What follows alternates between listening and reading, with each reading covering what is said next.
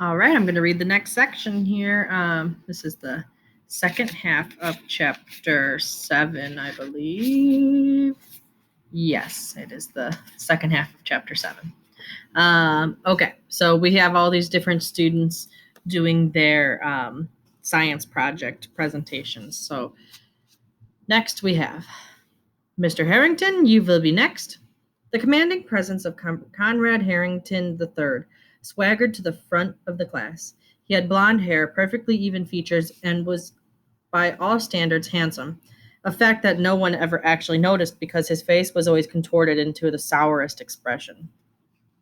His father was a very important senator, and his mother was a British diplomat with a lineage that rivaled the royal family. They had pressed onto their only son what Conrad's aunts called good breeding, and promptly left him to his own devices. The general feeling between his parents was that good breeding alone was more than enough parenting, and Conrad couldn't possibly expect or need anything else from them.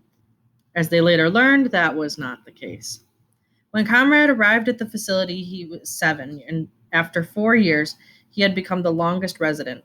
For those not good at math, that made Conrad 11 years old. He also had the most acute and extraordinary ability ever recorded, which placed him uncontestedly as the alpha kid in the class. Without Conrad's permission, the other kids wouldn't dare breathe, let alone think. My project is on time travel, Conrad announced, causing Piper to sit forward in her seat with anticipation. This will be mighty interesting, Piper thought to herself.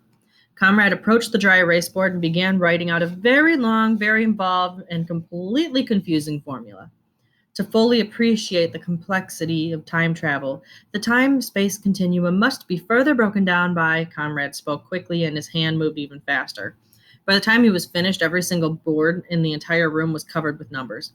Therefore, time, space, and matter intersect on the probability axis here, which creates the opportunity to slow time and possibly, under the right conditions, reverse it.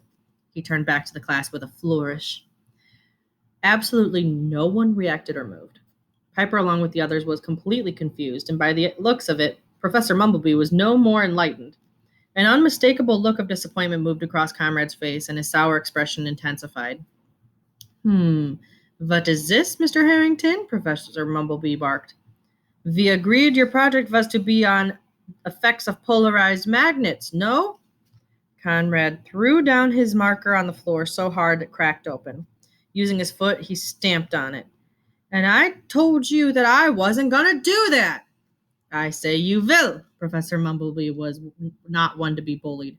Like pearls to swine, Conrad mumbled so quietly. Oh, so he's quiet. Like pearls to swine, Conrad mumbled so quietly that only Piper was able to hear it.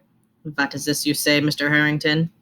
This, Conrad fiercely said, pointing at his many numbers and formulas, proves time travel. It proves it. And you want me to do a project on magnets? Conrad looked like he was on the verge of throwing something. Professor Mumblebee got to his feet and fixed Conrad with a stare that could turn water to stone. Mr. Harrington, would you care to speak of this to Dr. Hellion? Is that what you want? It looked like Conrad was going to do something radical, but at the critical moment he took a deep breath and unclenched his fists. No. A wise decision, Mr. Harrington, and I expect your project on magnetism done next week, then. Yes, Professor Mumblebee. Conrad sat down in such a way to suggest calmness, but it was clear to Piper he was on the verge of exploding. Princess Madrigal had grown 2 inches since last week, Bella happily reported to the class after Professor Mumblebee called upon her. Bella went on to explain her cross-pollination process while Conrad silently seethed, getting madder and meaner by the second. At that moment, he was meaner and madder than he'd ever been, but mainly at himself, which is the worst kind of mean and mad to be, because the only thing to do about it is to take it out on someone else, which was when Conrad's attention settled on the perfect target, Bella. Bella's science project had been a massive success. Conrad could not, quite frankly, have cared less about her stupid flower. Horticultural science to him was far lesser or feeble minds, and certainly a waste of time and energy. But that wasn't the point. The point was that he hated the plant so much, and in a way that he couldn't explain, he needed to see it dead, and for Bella to suffer the loss of it. Better keep him far away from my kitchen where the plants are growing. It would serve Bella and her sickeningly loving family right, Conrad reasoned. He could conjure a snapshot of Bella's daily home life in his mind. I love you, Bella. You are the perfect daughter, and wonderful beyond measure. That is what Bella's sickening mother would say right while covering her with kisses. But I love you more, Mother. This is how Bella would probably respond. And I love all of you unconditionally. Group hug, and then we'll eat some yummy tofu, Bella's stupid father would say and throw his arms open wide. It was enough to make Conrad vomit, which was why he was going to lop off the head of her stupid, ugly flower and watch it roll across the classroom floor. Out of the corner of her eye, Piper caught sight of Conrad carefully folding a piece of paper and then moments later lifting a paper airplane into the air. It was, of course, no common paper airplane. Having been designed by Conrad, it was more like a fighter jet. Piper watched as Conrad quietly but quickly took aim and launched it with great precision across the classroom. And this is what happened. The plane zipped just past Smitty and surprised him. It jumped backward to avoid being hit by it, or he jumped backward to avoid being hit by it, and ended up knocking into Kimber.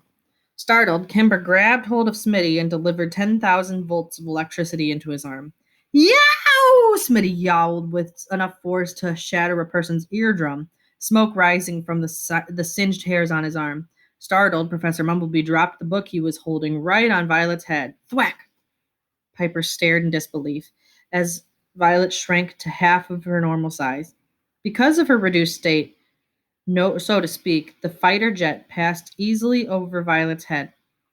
Next, it veered past Daisy, course corrected on Myrtle's earlobe, and set a target straight for Ahmed and Nalan Mustafa. As the jet approached the weather station, both Nalan and Ahmed reached out to snatch the plane from the air, because they both lunged forward at exactly the same time and in precisely the same way. They collided in midair and sent their science project flying. Boom! The weather station hit the floor, and the spinning disc on the tower snapped free, ricocheting through the air at a frightening speed. It made a menacing, swishing sound.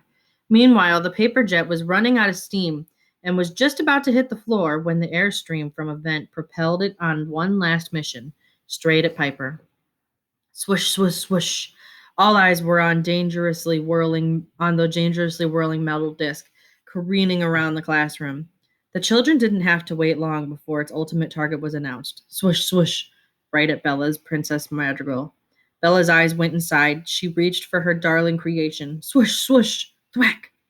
In slow motion, the metal bit into the green stem, and the brilliant, bright, hopeful flower was guillotined from its stem and tumbled through the air. Before Bella's eyes, Princess Madrigal fell to the floor, scattering petals where she lay. A terrible silence followed. Piper gasped, her hand coming to cover her mouth in horror as the paper airplane landed, almost unnoticed, on the desk before her. Bella fell to her knees, cradling her precious blossoms. No one spoke. Comrade drank in the sight of Bella prone over her now dying flower, like a vampire lapping at an exposed artery. The grief, the sadness that Bella was experiencing filled him and stifled the terrible meanness and madness that had all but totally consumed him. He breathed a sigh of relief as the tension ebbed from his body, just as it seemed to descend on Bella. Miss Lovely, are you all right? Professor Mumblebee came to Bella's side. Miss Lovely? Bella wasn't moving, just holding and looking at her flower. Professor Mumblebee was not exactly the most sensitive of men, but even a stone would have felt sympathy for Bella under such circumstances. Miss Bella, are you all right? Finally, Bella spoke, her voice trembling. Professor Mumblebee? Yes. I was just thinking that my flower is still so beautiful. Maybe if I put it in water, it'll still bloom. And perhaps it's a good thing that this happened because now I'll know how long it'll stay fresh when I grow other plants, like a phoenix rising from the ashes. Bella rose to her feet, holding up the flower. After all, a bouquet of flowers is probably the happiest and nicest thing ever, right? It might make someone smile. As always, Bella could find the silver lining in a dirty paper sack. She blinked away the tears that had been welling in her eyes, and her face returned to its normal, cheerful configuration. Actually, I'd like to give this one to Dr. Hellion so she can enjoy it. Like all the girls, Bella idolized Letitia Hellion. I'm sure Dr. Hellion appreciates this. Miss Lovely. Piper smiled broadly for her new friend. Relief spread through the other watching faces except for one. Conrad couldn't believe his ears. Bella was happy? Happy? Was she crazy? What was wrong with her? The temporary relief he was beginning to feel was instantly replaced with double the meanness and madness that he had before. No more Mr. Nice Guy. Conrad meant business this time. Professor Mumblebee, I can help Bella to Dr. Hellion's office, Conrad offered innocently. How nice of you, Conrad. Very well, you both may go. Conrad jumped to his feet and subtly jostled Bella and her stupid plant from the room. In the course of their travels, he would see to it that Bella got the message once and for all. This time, there would be no mistake. As the children righted chairs and took their seats, Piper's attention fell on the paper airplane in front of her. Reaching for it, the paper instantly unraveled to reveal a message inscribed within. It read, "Watch your back, new girl, you're next." Piper's eyes widened with alarm as the bell sounded for a meal break. I'm going to pause there.